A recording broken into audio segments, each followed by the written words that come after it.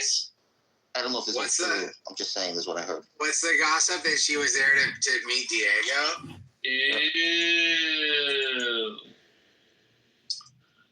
And maybe she had that meltdown because Diego saw her in real life and was like, "You're not the Nora that I thought you were on the internet. You catfished me. You looked like you were 21 and pretty, and you're middle-aged and fucking ugly." Psycho. And psycho on top of it. I was willing to accept some of your psycho, but you're not hot enough. But only if you were younger and hotter.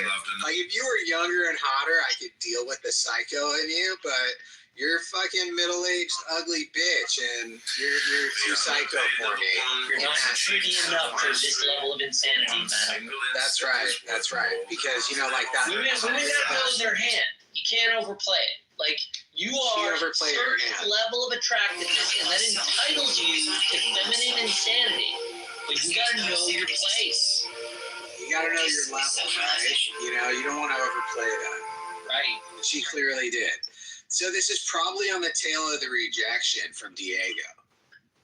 Diego probably kicked her to the curb when he saw her in real life. Right. She saw his wife, I assume. Yeah, you know what? Maybe even she met his wife. Probably. I think that's what happened. She suddenly realized it wasn't quite as simple as they had thought about. No, they weren't going to be able to go wage jihad together in the streets of New York. Oh, without repercussions. What would wage jihad? What does Diego do? I think he just sits in his room watching videos. I don't know. Hi, Danny. Oh my gosh, look, we have Nazi 101 in the audience. It looks like a Kanye West fanboy. Can the Kanye West fanboy come up and play? Like, oh my gosh, hello, how are you? Hello, how are you? Good. Boy, I hope your skin is... It's gay. It's not Kanye, it's Ye, but I'm a big Ye fan, definitely. Oh, okay. I hope you have pearly white skin like an Aryan. I mean, let's not go there. But I do not really support everything he says because he's been supporting Diddy a lot. So. Whoa. Oh, okay. But you support him enough to like put your Kanye Nazi symbol on your PTO. Yeah, but it's not because of him only. Oh, okay. You just like the Nazis in general. You think it's hot. I mean, I could shave my mustache. I could shave my mustache into a little into a little tiny rectangle on the top of my lip, a little soul patch, maybe the Nazi soul patch. Would you like that? Is that? It's not that I just don't like Jewish people. That's it. Is it called like a toothbrush mustache? I don't like. Is that what it's called? It's like a half mustache. It's weird, man. I don't really care about his mustache, honestly. It's not even about it. It's not even about that. It's just I don't like Jews. That's it. Yeah. Okay. Oh, I appreciate the honesty. Okay. So it's refreshing, isn't it? Okay, Hitler originally wore a traditional handlebar style of mustache, otherwise known as the Kaiser. But during World War I, was ordered to trim it so his gas mask would fit properly. So naturally, he trimmed it to the relatively popular toothbrush style, which was apparently introduced to Germany from the U.S. in the late 19th century. So they were copying us. It's kind of irrelevant, honestly. Let's just stay on topic. Oh, okay. Just stay on the hating the Jews part of it. She just wants to stick and focus on hating Jews. I just want to be clear. Mustache. Well, I mean, to be fair about it, as long as you hate the Jews, I mean that's probably enough Jew hating for anybody. So I probably take the other side of that, but that's just me. Nazi, when you see any random Jew, do you want to kill them? That's the thing. So I am based in Canada. I don't really see any Jews. No, I'm saying if you see a child, if you see a 2-year-old child walking around, do you want to stab him to death? Fuck you guys. Only if they're Jewish. Only if they're Jewish. Fuck you. Only if they're Jewish. I'm asking Nazi. If you see a 2-year-old. Fuck you. Shut up. Nazi, Nazi, if you see a 3-year-old Jewish child, do you want to kill him? Nazi? Hello? Yeah, I guess Doesn't the have answer enough would courage for probably that. be yes. No. But she said they don't have Jews in Canada. They don't have any Jews in Canada. Right. Can you answer my question? Nazi? He's a coward. You're a coward. No, she said that she got a call. I think Adolf Right, might she have apologizes given her a to the phone call. inconvenience of everyone the other listening, side. but she has a call. She just wanted to politely let everyone It's very know important. it's not out of rudeness or disrespect to anyone listening. The Nazi is simply taking a phone call. We apologize. Aquarius, brother. I just need to ask something.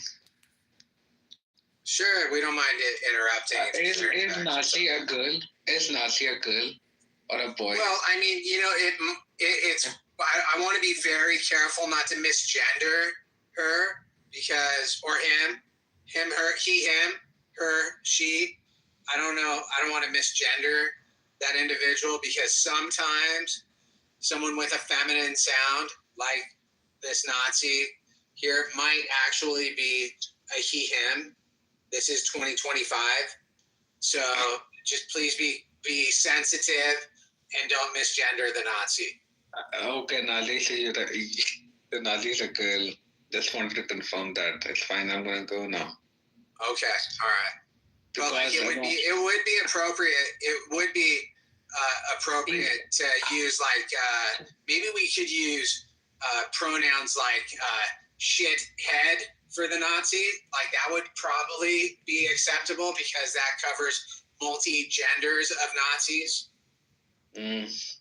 Yeah, I think Nazi's not gonna speak if I'm here, so I'm gonna go now. Guys, take care. Okay, goodbye. Have a good day. Why does she care if you're here or not? What did you? Yeah, that's the point. She won't speak. I'm telling you, because we haven't spoke to each other, but we have added each other. She knows me. The Nazi doesn't give a shit about you. I hate to break it to you.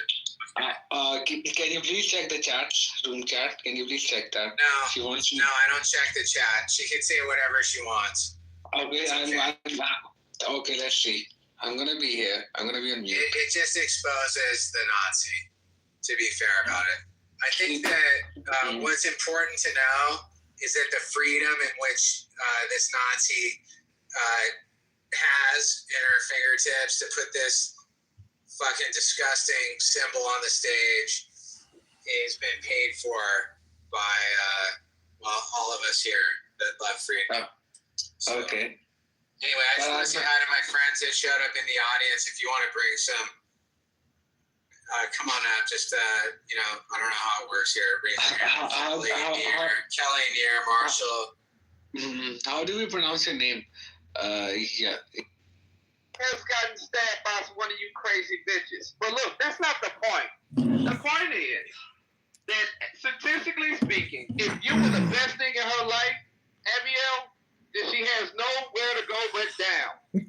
So probably by now, 6 years ago, I'm pretty sure she's probably been pimped out by some nigga.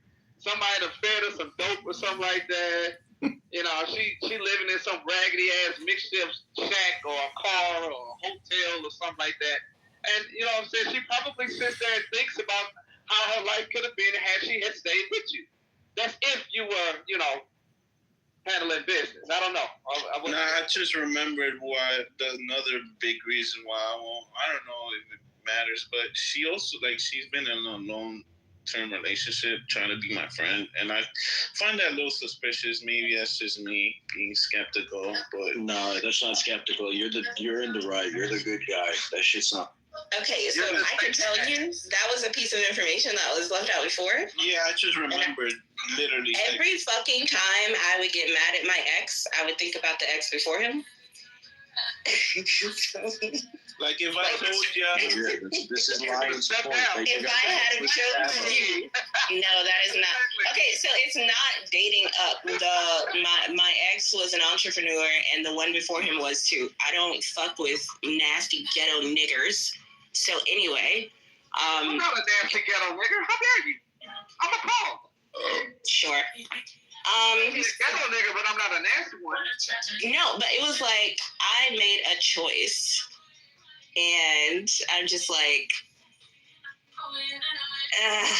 you make me regret. You make me wish I had chose him.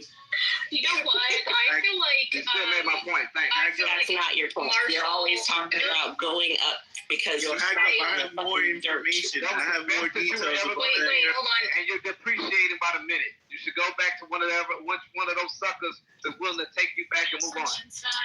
I'm not a loser bitch who doesn't know how to exist in a life by themselves. Anyway, if Lion could stop being a ghetto piece of shit. What was that, Melissa? I was actually going to ask Abdiel. I'm curious what Marshall's advice would be to Abdiel if he could repeat the story. I'm trying to bring the book. story? The Marshall's already out. The scenario, yeah. Wait, the girl that broke my heart? No. The worker, the dilemma that you're in. I wonder what Marshall's advice would be. I was also Marshall, like, damn, what would Marshall do? What the fuck? Get it, I'm here. What's up? All right, Marshall. Been at my job for over 10 years. Isn't it, yeah, I like it. They treat me well, whatever. Just giving you some context. And I've been working with this girl for like 2 years, I want to say. She's been at my job. And she wants me to take her out. I mean, we've never really been friends. I mean, the way she even worded it, she's like, hey, you want to get to know me? I was like, yo, I've never had a girl ask me that shit. But anyways, let me try to remember. Oh, yeah. I just recently found out that, because I don't know her that well, I only see her at work. We kill time whenever slow at work. That's how we really became cool. But yeah, I'm 32 and I found out she's 23. And what else am I missing, Melissa? Like any details?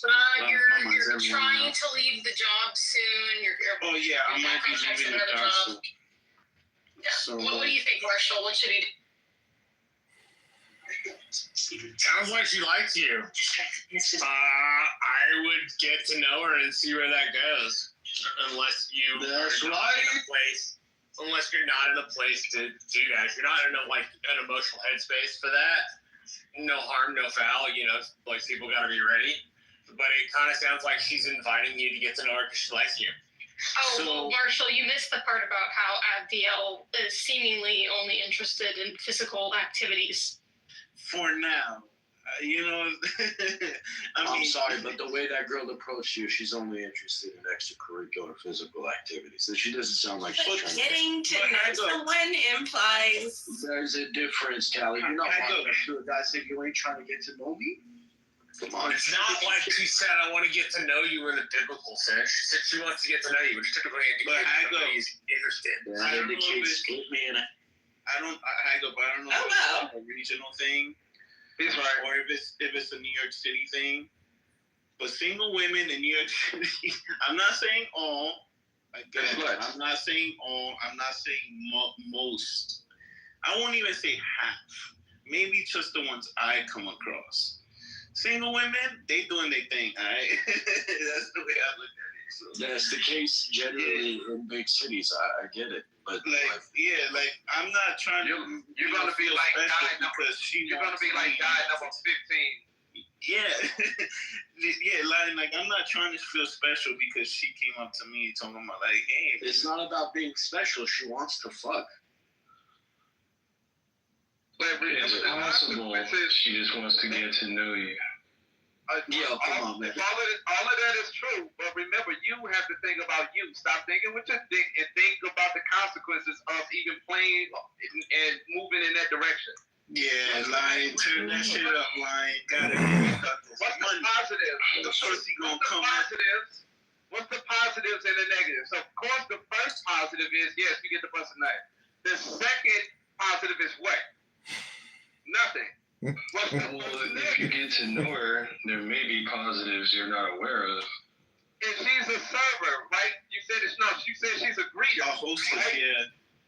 hostess. There's not much positives coming out of that. They split tips, like they split tips. The reason If he's looking for a provider, then say that. That's what she's looking for. Exactly. He's looking for a provider in his wife, or not? No. So we're playing the pro and con game. Now, what's a con? What's another con that can happen from him intermingling himself with this young lady? I don't see it as a con, maybe not yet, but like the age difference is a con, can be a big con. Is she in school? She going to school? She got some shit going on? No, she just she has 2 part-time jobs. Wait, you've known her for 2 years, right? So y'all should know some shit Not about that each other, well. right? Like, not that well. What's the purpose of the part-time jobs? What is she doing with the part-time jobs? Trying to supplement. She trying to have a full-time job? No, I think I don't really know. That's the thing, bro. I don't know her that well. I don't know if she's still in school or she's trying to get, look, I'm just telling you now, 9 times out of 10, she's trying to get 3 incomes instead of 2. Guess which one she's trying to get? Look, Abdiel, I asked Marshall because I feel Marshall is fairly. You ain't wrong. And I wanted to see what he thought you should do. So if Marshall thinks you should do it, you should do it. And now for the ladies, have y'all ever, I'm not saying in the exact same scenario, but have y'all ever like found a older attractive man that you were willing or were interested in? I didn't do it. When I left my husband, I had this trainer and he was, oh God. And you know how close and like touchy trainers are? But I couldn't do it. I was just like, oh my God. Did he ever shoot the shot or not? Of course. Oh, okay. So he all right. You was just saying, nah, okay.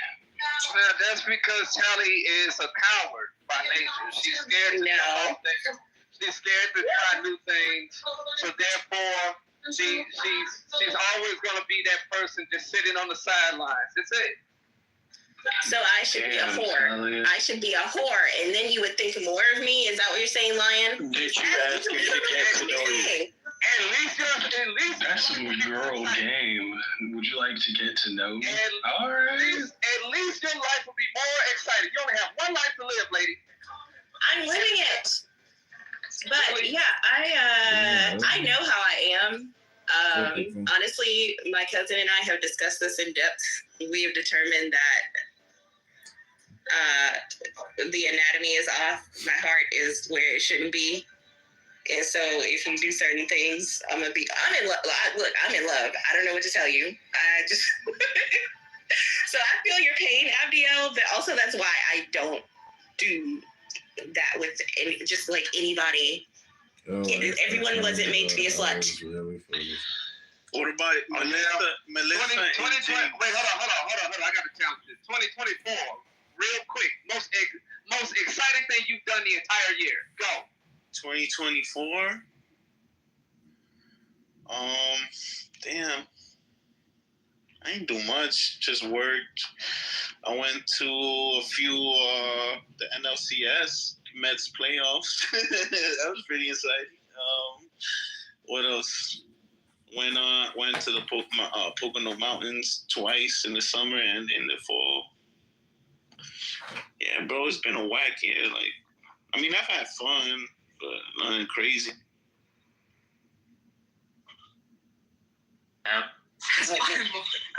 Rented on YouTube. I was surprised it only cost me $5. Oh, on YouTube.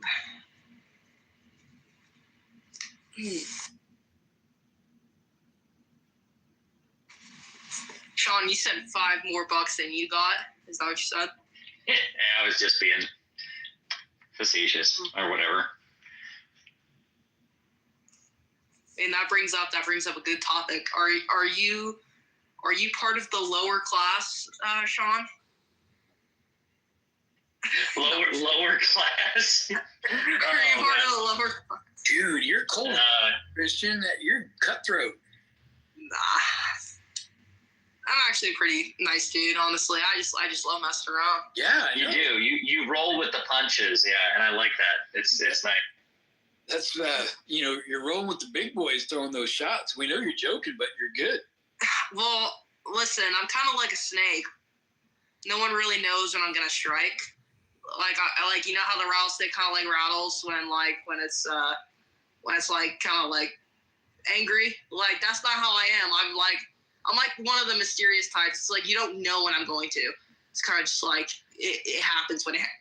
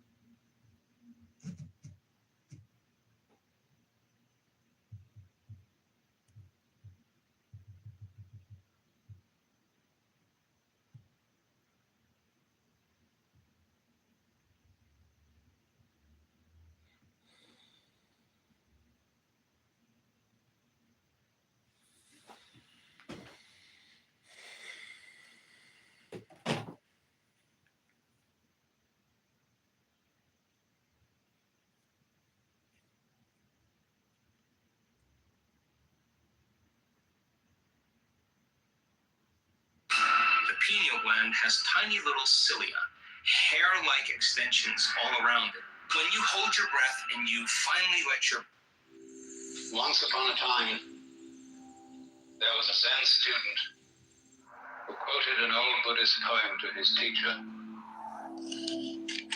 which says, "The voices of torrents are from one great tongue. The lines of the hills are the pure body of Buddha." "Isn't that right?" he said to the teacher. "It is," said the teacher, "but it's a pity to say so.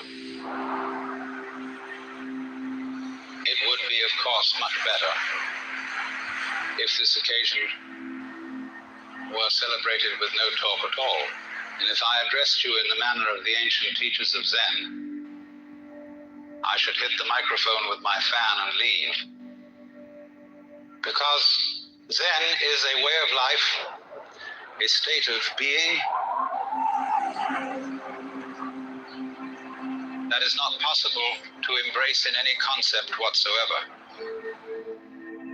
So that any concepts, any ideas, any words that I shall put across to you this evening will have as their object showing you the limitations of words and of thinking.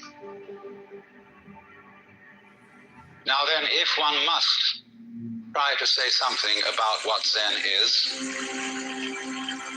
and I want to do this by way of introduction,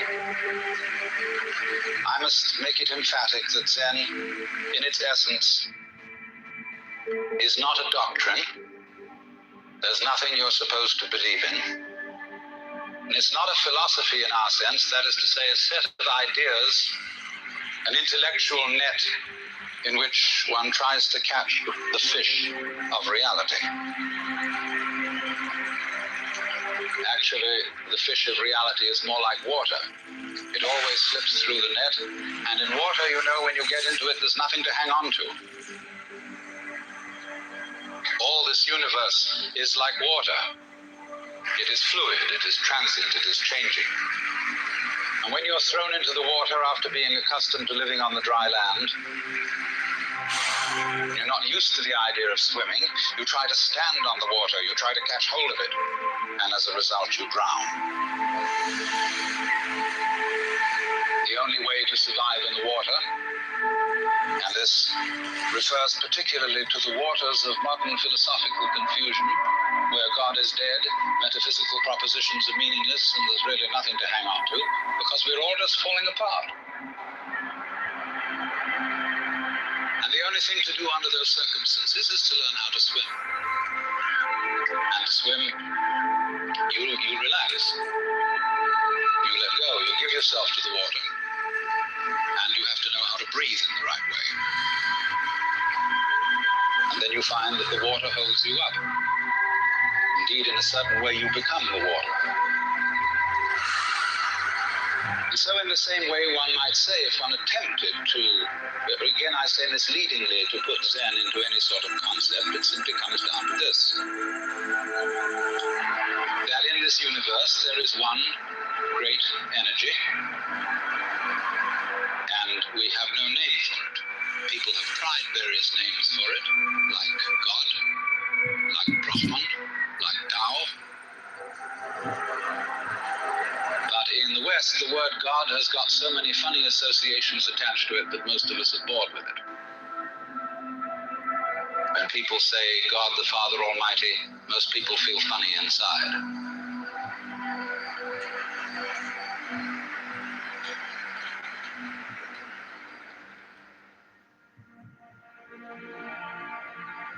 And so we like to hear new words.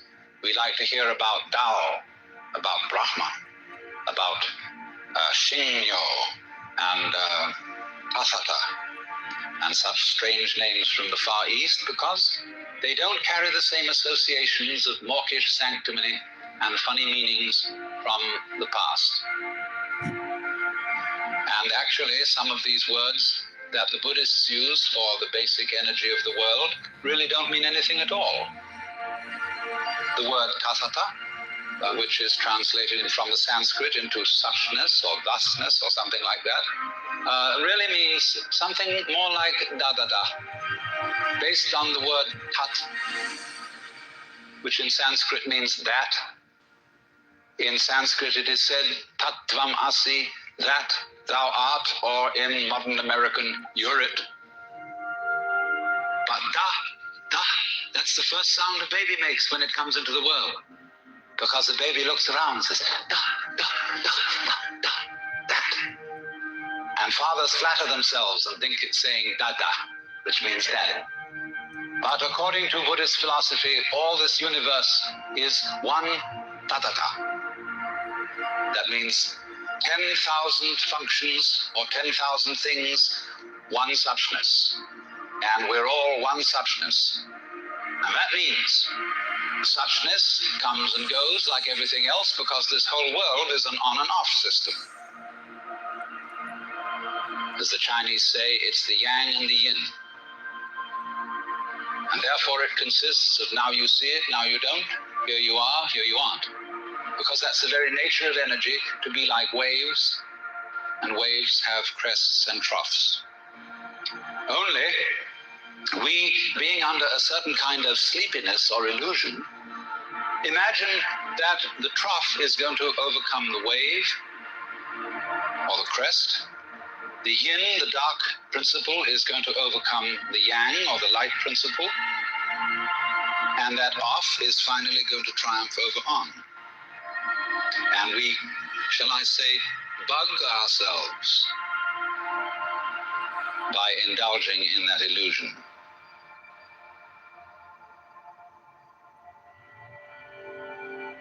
Gee, supposing darkness did win out, wouldn't that be terrible? And so we're constantly trembling and thinking that it may, because after all, isn't it odd that anything exists? It's most peculiar. It requires effort, it requires energy, and it would be so much easier for there to have been nothing at all. Therefore we think, well, since the is side of things is so much effort, you always give up after a while and you sink back into death. But death is just the other face of energy. And it's the rest, the not being anything around, that produces something around, just in the same way that you can't have solid without space, or space without solid. When you wake up to this, and realize that the more it changes, the more it's the same thing, as the French say, that you are really a playing of this one energy, and there is nothing else but that it is you, but that for you to be always you would be an insufferable bore. And therefore, it is arranged that you stop being you after a while, and then come back as someone else altogether. And so when you find that out, you become full of energy and delight.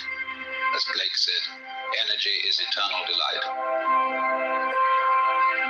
And you suddenly see through the whole sham of things.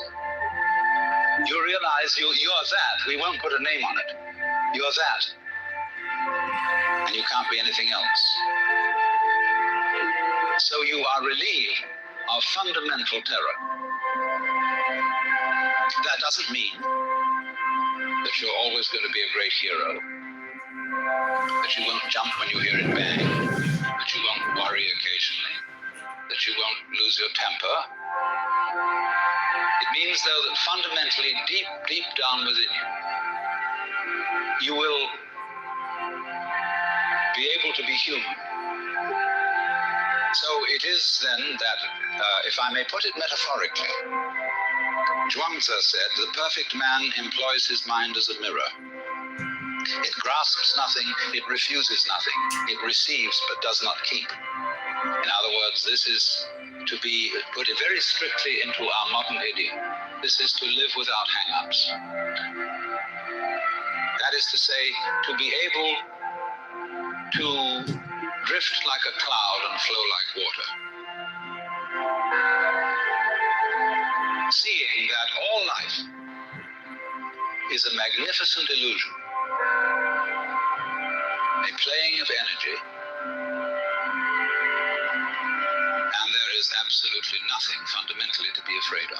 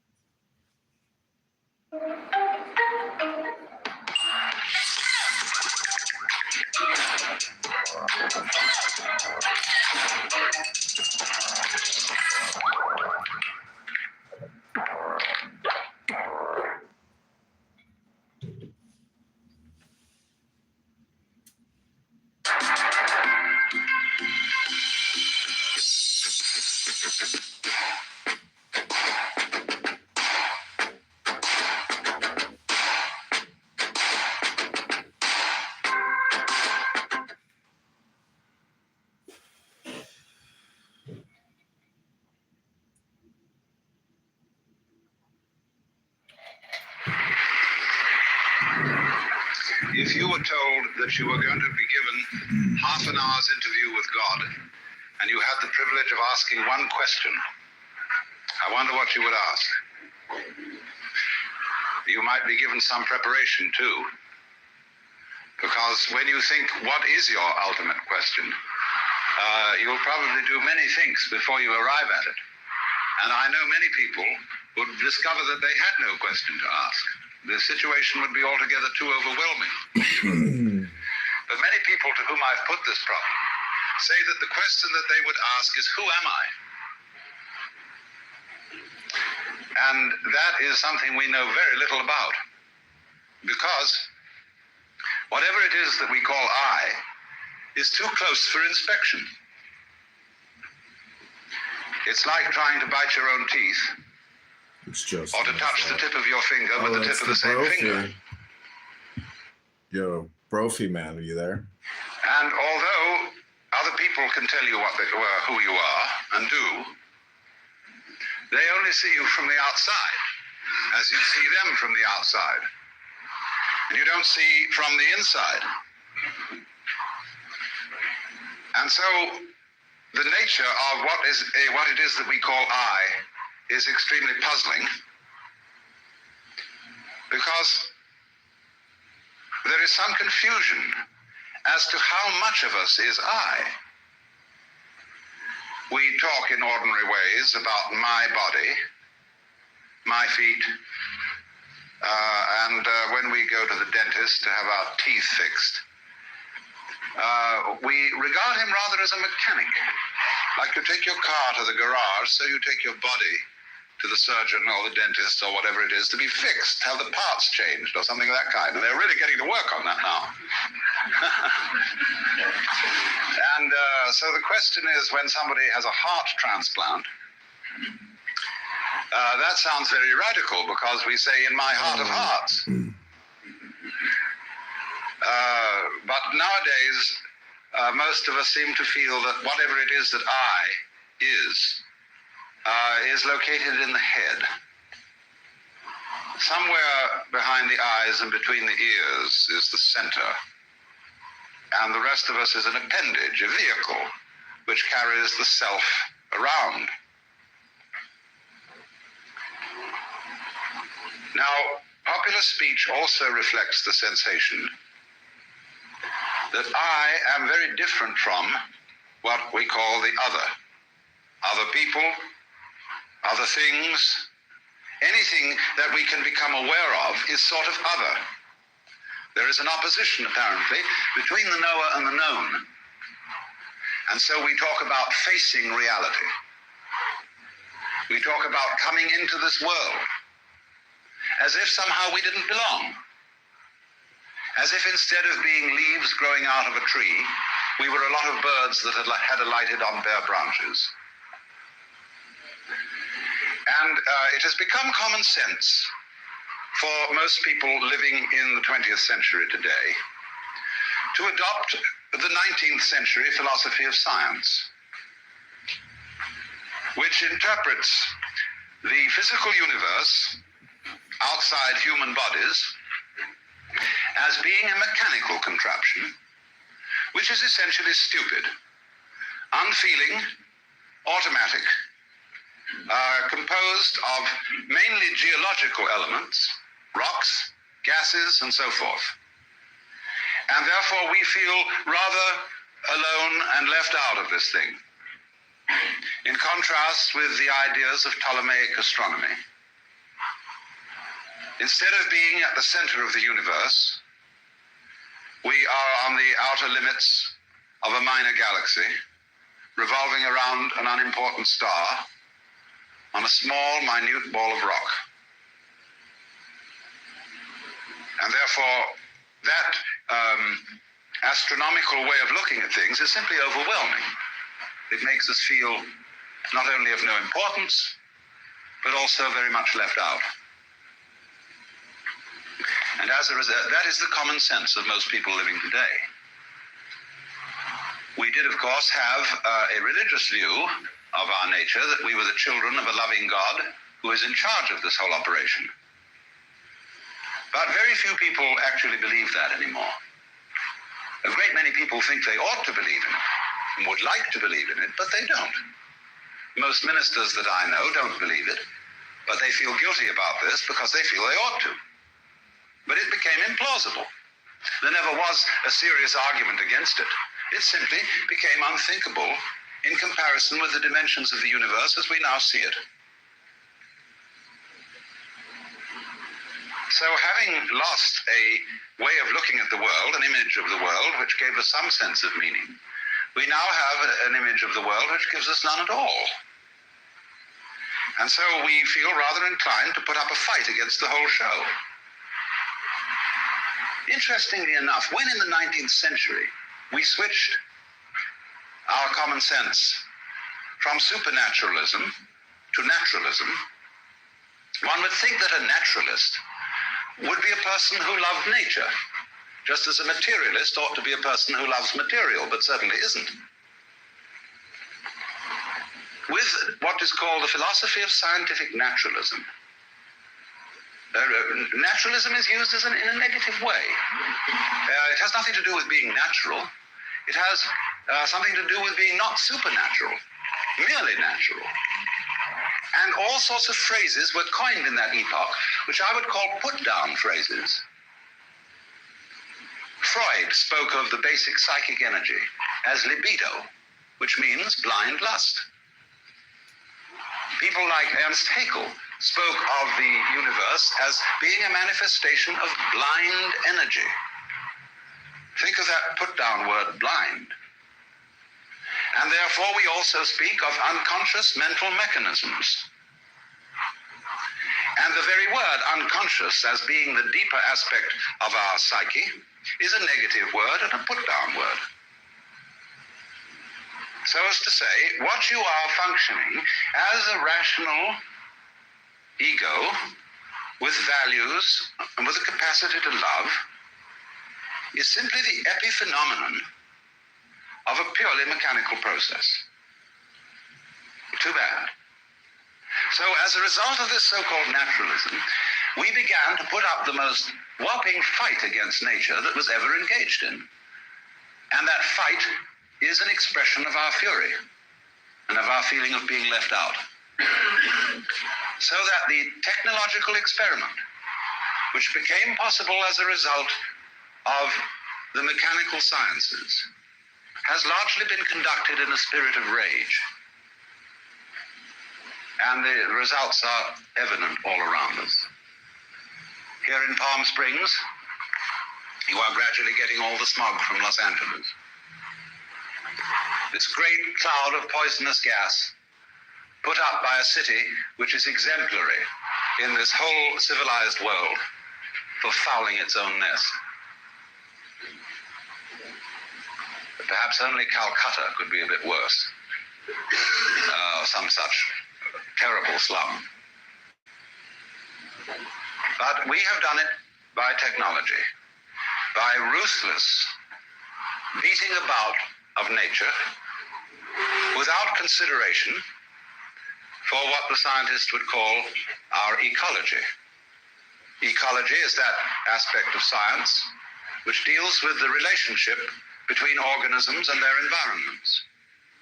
Ecology is the study of the balance of nature, of the way in which every living being depends upon innumerable other living beings of all species, and also upon inanimate forces, air, water, temperature, gases, vegetation, and all sorts of things. And this is one of the most important sciences that we can possibly study today. Because we are in a position where we realize that we cannot help interfering with the world. To be alive is to interfere. You must interfere. You cannot go back and say, hands off nature, let's leave it all alone.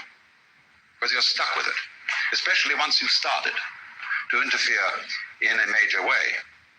We have so altered our environment that there is no hope for it but to go ahead. But we can, to some extent, change direction. But the only way that I can see of our effectively changing direction is through a transformation of the feeling that we have of our own existence and of what we mean by I.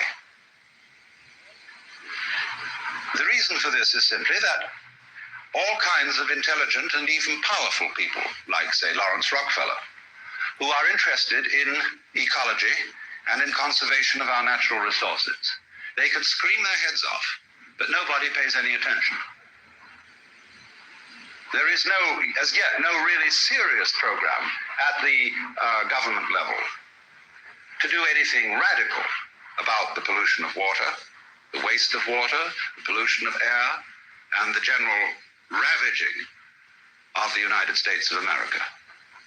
I'm amazed that congressmen can pass a bill imposing severe penalties on anyone who burns the American flag, whereas they are responsible for burning that for which the flag stands. The United States as a territory, as a people, and as a biological manifestation. That is an example of our perennial confusion of symbols with realities, which is, in a way, at the heart of the trouble, because what we think of as I is much more a symbol than it is a reality. The living organism, the whole mind-body, is much more than anything we mean by I. I largely stands for your personality, your role in life. And the very word person, as you probably know, comes from the Latin persona, a word originally used for the mask worn by actors in Greco-Roman drama. that through which sound comes, because the mask had a megaphonic mouth to carry the voice in open-air theaters. So when you speak of being a real person, it really means being a genuine fake. Because the personality is only the front. What is behind it? Well, of course, the organism is behind it. The whole organism. And we must be very careful not to confuse the organism with various symbols that we have for it, because those symbols can be extremely misleading. If we say the organism is the body, what we usually mean by the body is an impoverished meaning. When we speak of my body, that is to say my vehicle, my physical automobile, that is an unenriched meaning of the word body. Because what you really are as a body, as a living organism, is not some sort of separate existence coated by a skin which divides you from the rest of the world. Shakespeare has King John saying to Hubert, "Within this wall of flesh there is a soul, counts thee her creditor." Within this wall of flesh, the skin considered as a barrier, when actually, from a biological point of view, the human skin and all skins are osmotic membranes. You know, when you get something by osmosis, by sort of soaking it in. So in the same way, one's skin is a spongy construction, full of holes, full of communicators, nerve ends. And your skin is simply a vibrating membrane through which the so-called external world flows into you and through you. So that you yourself actually are not so much an entity that moves around in an environment. You are much more like a whirlpool in a stream. And as you know, the whirlpool is constant only in its doing, that is to say, in its whirling. And you can recognize individual whirligigs in a stream. But the water is flowing through them all the time. They are never the same for a second. And so it is also with us. Or imagine it in another way. Supposing you have a rope, and 1 foot of the rope is made of hemp. 1 foot of it is made of cotton. 1 foot of it is made of silk. 1 foot of it is made of nylon, and so on. Now tie a simple knot in the rope. Now move the knot along the rope. And 1 minute it will be hemp, the next cotton, next silk, next nylon, and so on. Same knot. It will be recognizable as a continuing knot, as that knot, the knot in that rope. But the constitution of it will change as it moves. And so our constitution is changing constantly. Imagine, for example, a university. The student body, undergraduate, changes every 4 years. The faculty changes every so often. The buildings keep changing more and more. What constitutes the University of California? It certainly isn't the faculty, it isn't the students, it isn't the governors, it isn't the administration, it isn't the buildings. What is it? Why, a doing, a behavior, a universitying process of study and experiment and so on. So it is exactly the same with you. You flow. You are a process. But how do we draw the line about this process and its relationship to all other processes? We find that a very difficult thing to do the more you think about it. If you really felt with your whole organism, instead of just with that part of it called conscious attention, you would become aware of this flowing fact. And you would get a very strange feeling, which at first might frighten you. It is possible, of course, to have this feeling. And the feeling is like this. you would not be quite sure how to interpret it. You might feel that you yourself were doing everything else that's happening. That would be one way of feeling it. The other way of feeling it would be that you are doing nothing at all, but that everything else is doing you. And you would feel completely passive, like a puppet on the end of strings. Although, on the other hand, if you got the feeling that you are doing it all, you would feel like God Almighty. It is very easy for our consciousness to slip into this state of sensation. It can happen spontaneously, like measles. It can happen by training, as when someone practices yoga. It can happen chemically, as when certain drugs are taken. And one has to be very careful about this feeling because it's enormously easy to misinterpret it. Either as being omnipotent, being God in the personal, literal sense, or as being helpless and merely driven. Now, what should be understood is that both these ways of feeling are right, only they must both be taken together. To be simultaneously omnipotent and helpless. These are two poles, opposite poles of one and the same state. Because the message that is coming through, and that we find difficulty in understanding because it's contrary to our common sense, contrary to our whole history and conditioning, the message that's coming through is you as a living organism and all that is going on in your environment constitute a single process. What in physics we would call a unified field. A single process, like a pattern, but you know, any pattern has all sorts of subsidiary wiggles in it. Like the organism itself is a unified pattern, but it's full of wiggles. All sorts of tubes and organs and bones and nerves and so on. Working in this way. You know, the body doesn't have a boss. We could pitch a big argument. Who is really the top dog in your body? Your stomach or your brain? I can argue for both ways. Well, let's first argue for the stomach. The stomach is fundamental. That's what eats, and eating is the fundamental thing of being alive. By putting food into the stomach, it digests it, and from there it goes out and energizes everything else. Obviously, the stomach is the most important. The hands, the mouth, the feet, all exist to serve the stomach. And naturally, as a final achievement of the stomach, is the brain, evolving later in the evolutionary process as a gadget up there to scavenge around and find stuff for the stomach to eat. That's the function of the brain. But now let's take the argument to the side of the brain. The brain says, oh, no, come on.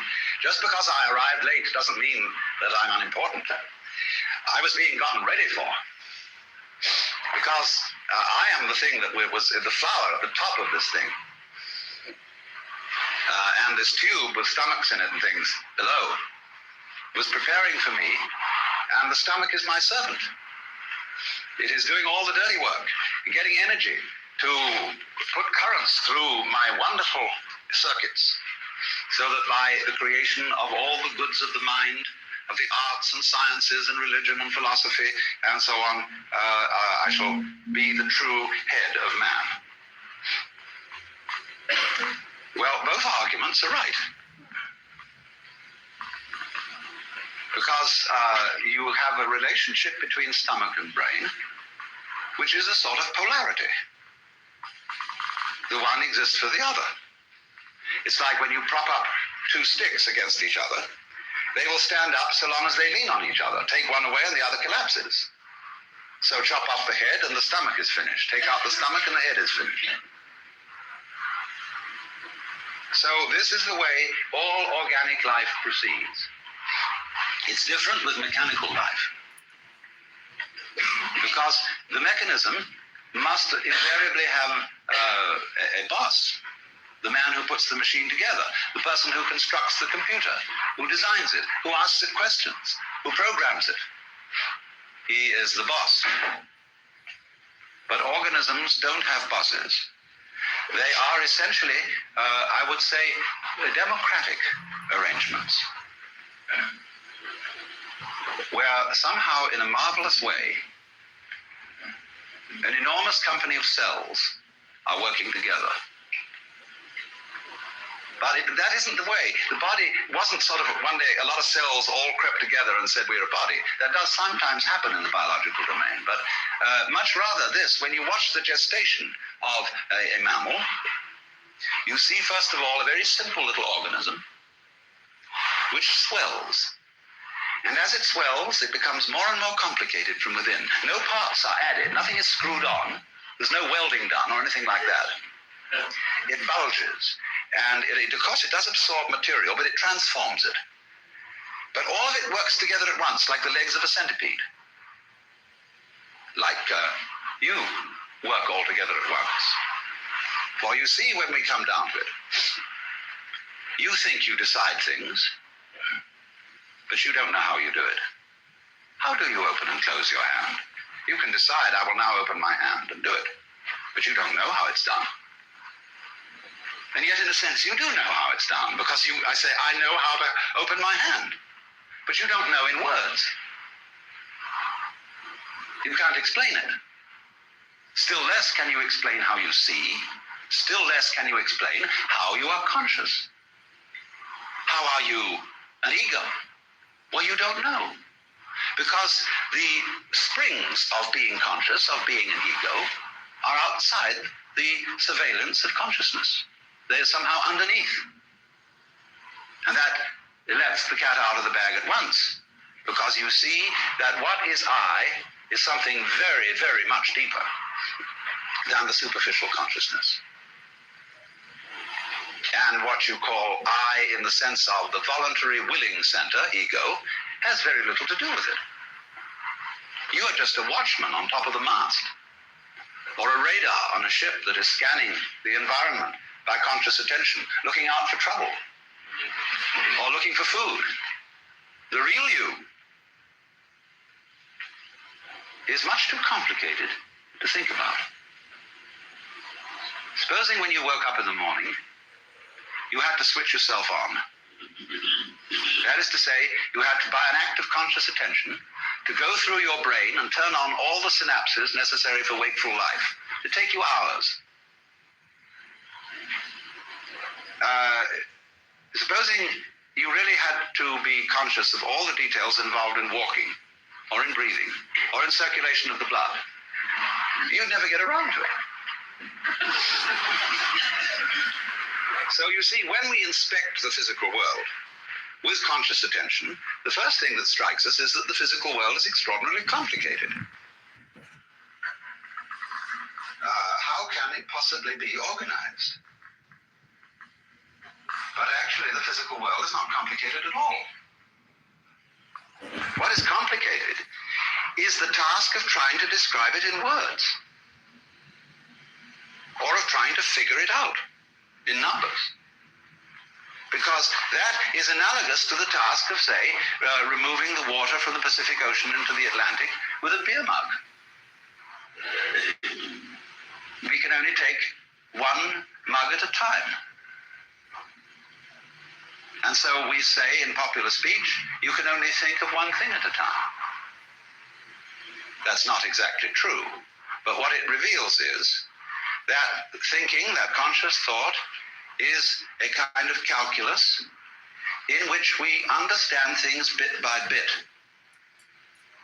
And it leads us into the superstition that things really are bits. Now, when you eat chicken, of course, you have to bite it, and you take it in bits. And to make it easier to bite, you order from the grocer a cut-up fryer. But you don't get cut-up fryers out of eggs. Because you see, although we can speak of a chicken, an egg, or a body, it is not actually a bit. It hasn't been bitten off, except for purposes of thinking.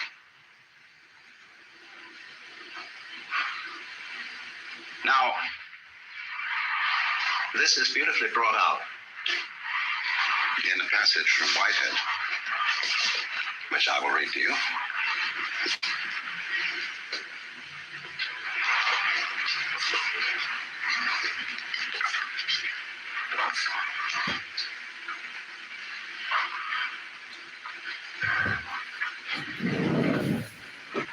He's discussing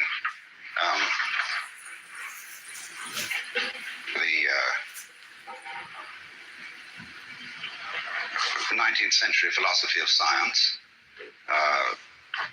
which I was just discussing too. And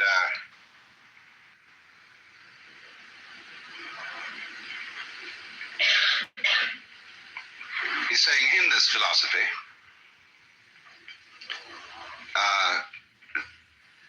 all our impressions of nature are simply products of our minds. Nature gets credit which should in truth be reserved for ourselves. The rose for its scent, the nightingale for his song, and the sun for his radiance. The poets are entirely mistaken. They should address their lyrics to themselves and should turn them into odes of self-congratulation on the excellency of the human mind. Nature is a dull affair, soundless, scentless, colorless, merely the hurrying of material endlessly, meaninglessly. However you disguise it, this is the practical outcome of the characteristic scientific philosophy which closed even the 17th century. In the first place, we must note its astounding efficiency as a system of concepts for the organization of scientific research. In this respect, it is fully worthy of the genius of the century which produced it. It has held its own as the guiding principle of scientific studies ever since. It is still reigning. Every university in the world organizes itself in accordance with it. No alternative system of organizing the pursuit of scientific truth has been suggested. It is not only reigning, but it is without a rival. And yet, it is quite unbelievable. This conception of the universe is surely framed in terms of high abstractions, and the paradox only arises because we have mistaken our abstractions for concrete realities. He calls that, you see, the fallacy of misplaced concreteness. The attribution, in other words, to our bitty way of thinking, to the world which we are biting. That is misplaced concreteness. The separations between things are abstract. They are concepts. In the same way, for example, as lines of latitude and longitude are concepts, even though a Russian poet has recently made a beautiful poem about the world being like a ball carried in a net bag. But you never expect to trip over the equator when you cross it. And although it is something quite abstract and does not exist in nature, it's extremely useful for purposes of navigation. So in the same way, bitting and having words to describe particular events or particular wiggles in the universal pattern are very useful.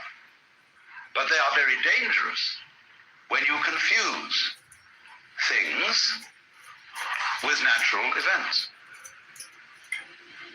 Because then you get into this sort of trouble. The trouble of the sorcerer. The surgeon, who is too much of a specialist in one organ, runs into that organ and alters it and does what he considers a better mechanical job than the Lord did. But then he discovers to his dismay, and the even greater dismay of his patient, that the operation has unforeseen consequences in some other part of the organism, because he didn't realize the connection. When likewise we object to certain insect pests. Oh, we say, get rid of them. DDT. And so, but then we found we got rid of something else we didn't want to get rid of. And worse still, that this insect that we didn't like was doing a job for us in some manner of which we weren't aware, and we only become aware of it, and suddenly we find ourselves covered with another kind of fly altogether. or with some sort of bacteria which this insect kept down. Watch it, watch it, watch it, because nature does not consist of separate things which you can just pull out like parts from an engine. Take the case of bees and flowers. Oh, we always use the bees and flowers to explain fundamental things about life. But we're going to go deeper than sex this time. Fascinating thing about bees and flowers is they are very different looking things. A flower sits still and blooms, and it smells, or stinks to be correct. The bee moves about and buzzes, but they are all one organism. You don't find flowers without bees. You don't find bees without flowers. They are just as much one as your head and your feet, which also look very different. So in that sense, you see, we are one with the incredible complexity of processes and wiggles to a beam and depending on it. It isn't like that. You don't depend on it because it depends on you. It's a mutual arrangement. And it isn't that one bit of this sort of came first, although that sometimes happens. But it's always there in potentiality, what came later. But it's rather in the same way that when a flower opens, you see all the different petals extending simultaneously, especially when you watch a fast motion movie of a flower opening. And so in the same way, there is a simultaneous arrival or evolution of the human organism and the human environment. And thus, biologists speak about the evolution of an environment as well as the evolution of an organism in it. In other words, the human beings could not have appeared on this planet until its temperature had lowered to a certain degree, until the atmosphere contained certain gases as a result of vegetative development. And then the environment became evolved enough for human beings to appear in it. Evolved enough, I'll say something further, intelligent enough for the appearance in it of intelligent beings. For your environment is intelligent. Otherwise you couldn't be. You see, as Jesus said, you don't gather figs off thistles or grapes from thorns. You won't get pears off an apple tree. So, you won't find people, except on a people tree. And this planet, this solar system, this galaxy, is peopling in exactly the same way that an apple tree apples. Put our existence into verb language as distinct from noun language, and you're much closer to the point. You see, nouns have the difficulty of designating things. Verbs designate process. Now, everything is a process, really. When we speak of housing for houses, matting for mats, we're getting there. The Nootka Indians have a language in which there are no nouns. And so they say, it houses, and then they add an adverb to show whether it houses religiously, homily, or marketingly. And so they see the world as the flow. What is it that houses? What is it that rains when we say it is raining? You see, we always have a funny idea that to get a verb, that is to say to get action, you have to have an agent. Now, this is the most ridiculous idea conceivable. How can a noun start a verb? How can a thing start an event? Because there's no action in a thing. Action can only come from action. Energy from energy. You can't get energy from a concept, because nouns are all concepts. They're abstract, really.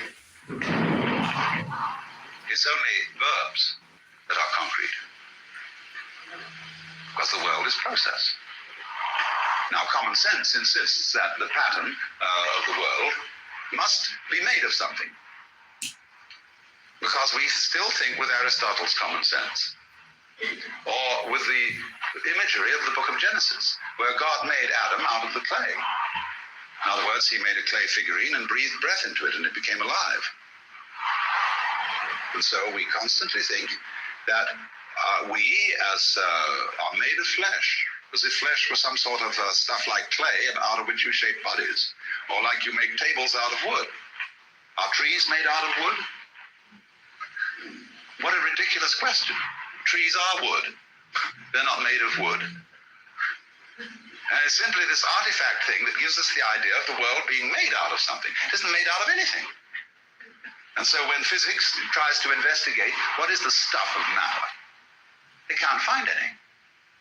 Because you can never talk about anything except a process. You can describe what a process is doing. You can describe the structure, the nature of the dance, whether it's doing a waltz or a mazurka or the frog or whatever it is. Then you can describe that melody, shall we say, what it is performing. But there is nothing doing the performing at all. There is no stuff out of which it's being done, because when you examine stuff, you just find more pattern. See, what you mean by stuff is fuzz. When you look at something with a lens and you're out of focus, you see fuzz. But when you come into focus, you see structure. All right, now, the structure is made of all sorts of little lines and things. You can see them, and you want to know what are they made of. So you turn up the magnification, and for a while you get a lot of fuzz, but when you're clear again, you see that those little lines are also made of more little lines, more structure. And big patterns have little patterns upon their backs divided and so on. And that's the way it goes. So suddenly you feel rather insecure, because stuff has disappeared. There's a famous story about a physicist who understood this so well, but he always went about in the most enormous padded shoes, because he was afraid of falling through the floor.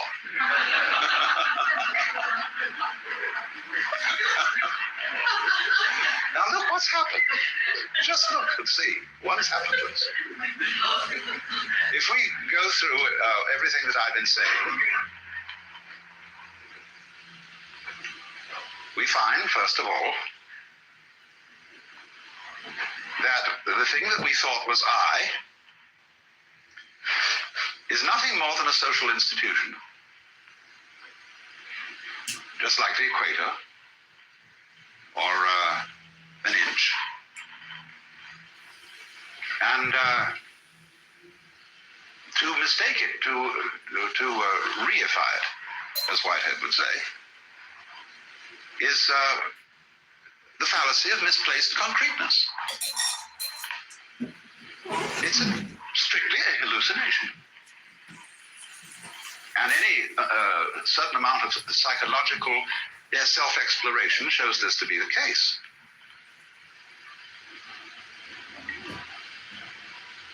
For what we are is the organism. And what the organism is a transactional interchange between the organism and the environment. It's not quite correct to say you're doing it and it's doing you. Because, see, Whitehead, in describing the scientific philosophy, saying, for example, that blue is entirely our projection on the sky, he's half right, you see. Those scientists he's talking about are half right. But the part of it that is left out of consideration is this.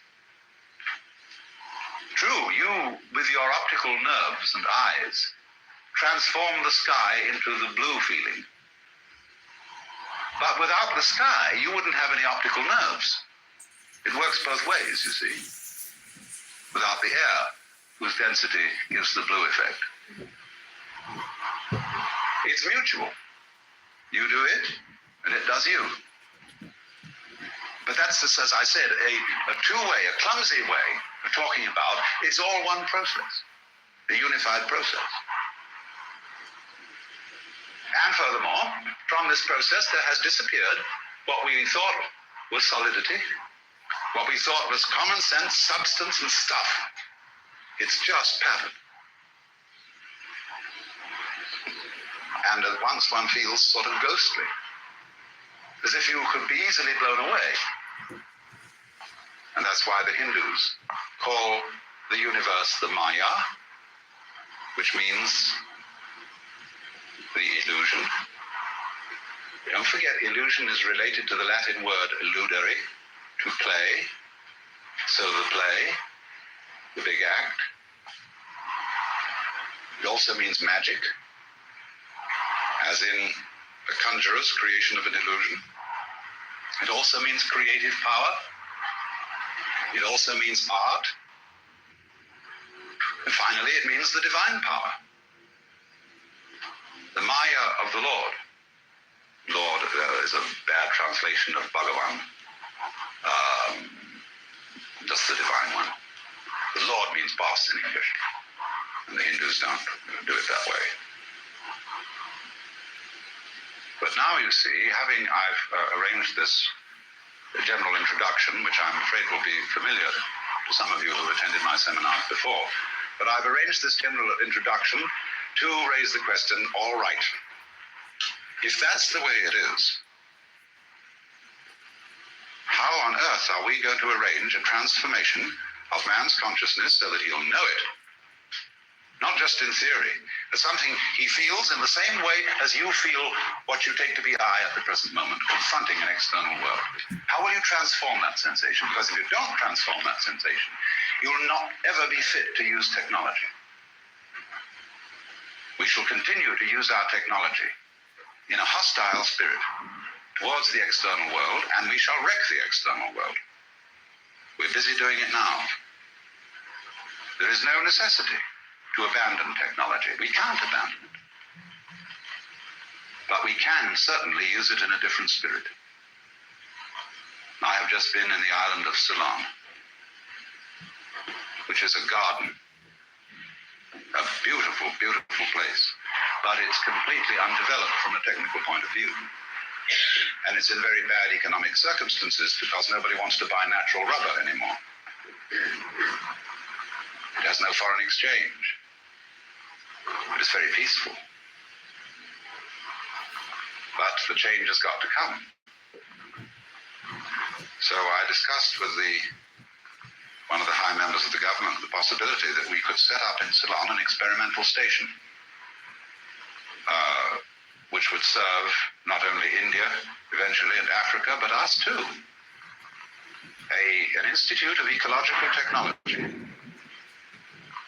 where we could, in that experimental island, work out ways of production, of mechanization, automation, and so on, which would not ruin the island. And you have to do that sort of thing with a certain dedication, because one of the reasons why we make such a mess with technology is that the shareholders in any given corporation want to make a fast buck. Now, there's nothing wrong, you see, in wanting to be rich. There's nothing at all wrong in being rich. In fact, I think the world without rich people would be extraordinarily boring. The point is, you have to understand what riches are. And they are not money. Riches are land, clothes, food, houses, intelligence, energy, skill, iron, forests, gardens. Those are riches. But when you are concentrating, you see, only on making the buck, it doesn't occur to you that you're not really getting rich.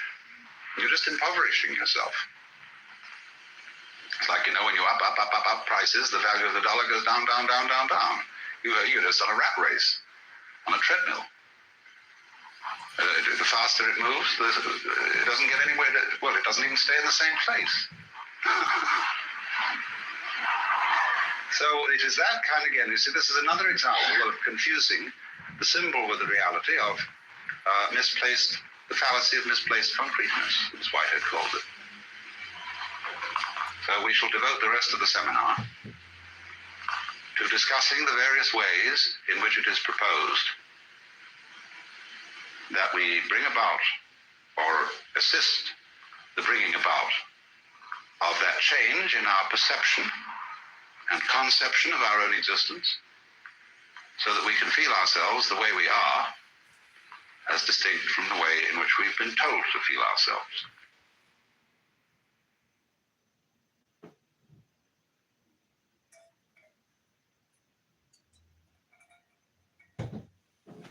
This is the special thing about Buddhism. Everything in Buddhism sounds negative. Let's put it this way. Let's suppose you engage yourself in a relationship with the Buddha, or with one. I mean, there are hundreds of Buddhas. The one we call Gautama is just the historical Buddha that everybody knows about. But one Buddha leads to another, because as a result of his relationships with people, he turns them into Buddhas too, awakened people. Now you meet one of these people, and he's going to give you a rough time. But one of the Buddhas running around these days is Krishnamurti. And Krishnamurti absolutely destroys everybody's religion. Why do you believe this? Why are you hanging on to that? Why do you want to insist that this idea is so? See? And he shows you that all your fixed formulations, all the ideas to which you cling, are spurious. And Buddhism was one of the ways of doing just that. So one might say simply this to try and sum up what Buddhism is about. The word Buddha is derived from the root Bud in Sanskrit, B-U-D-H,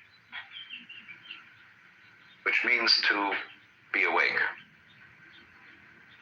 So the Buddha is the awakened man, the man who woke up. What does he wake up from? Obviously a dream. And what kind of a dream is this? Well, I would call it a state of hypnosis. And this state of hypnosis, although I'm using hypnosis in a rather archaic sense of the word, is a state of being entranced, spellbound, fascinated, and this is called, in Sanskrit, avidya. A-V-I-D-Y-A. Vidya is knowledge in Sanskrit. And it is the root from which we get videre in Latin, to see, and so vision in English. So putting the A in front of it means non. Avidya, not seeing.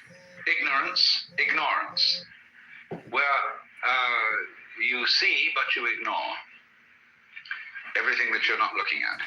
When you put the beak of a chicken on a white chalk line, and the chicken is fascinated with that and can't get away from the chalk line, that's avidya. So in the same way, our beaks were put on a chalk line when we were hypnotized into the notion of attending to life by conscious attention alone, by the spotlight to the exclusion of the floodlight. And so we began to imagine that we were separate individuals. What is called in Buddhism Sakhya Drishti, the view of separateness. And a Buddha is one who has overcome that. He is awakened from that illusion, from that state of hypnosis, and he knows that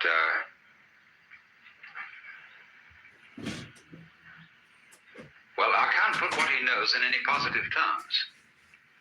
Buddhism has no doctrines at all that you have to believe in. I don't care what background you come from, whether you're a Roman Catholic or one extreme or a logical positivist at the other. Both are clinging to something, you see?